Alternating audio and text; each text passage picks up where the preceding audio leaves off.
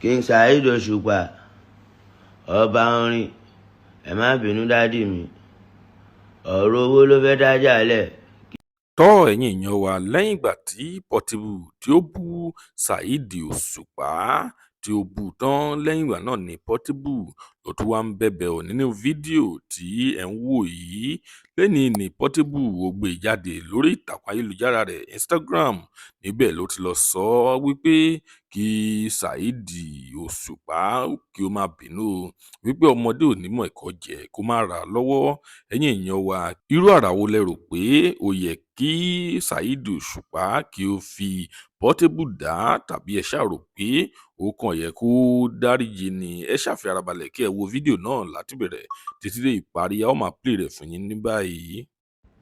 Ẹ̀yin fáǹsì mi, ó sọnù lápá abẹ onínú fùfù ni mí, ẹ ṣáà mọ̀, I don talk my mind, ó ti lọ náà nìyẹn.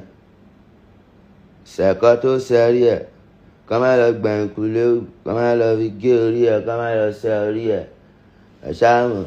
Ẹ̀yin fáǹsì mi, tó bá rí bẹ́ẹ̀ dáríjì mi. King SAHEED OSUPA ọba orin, ẹ má bínú dádì mi, ọ̀rọ̀ owó ló fẹ́ dájà lẹ̀. Kí ló ń bojú ọmọ ìyá jẹ́? Kí ló ń jẹ́ kí bàbá àtọmọ jà?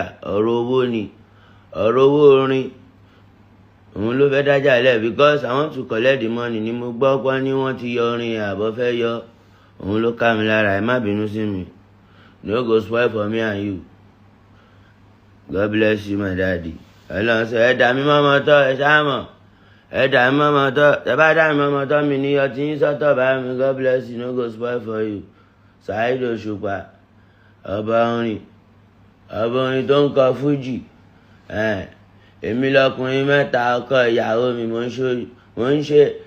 ń ṣe dáadáa ńlé, òun ló dáa lálẹ́. Louis yẹn mo lò tó dáa lálẹ́, ẹ má bínú bá mi, kò ní bàjẹ́ fún yín.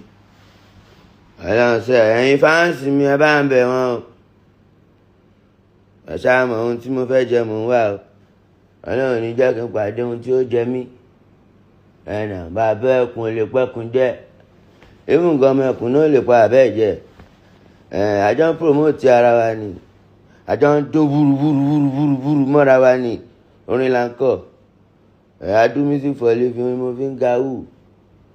Owó ni, promotion náà ni, ẹ máa gbé ṣòfò à, ẹ ń gbé ilé bẹ́ẹ̀ ni, ó tọ́ pínpín.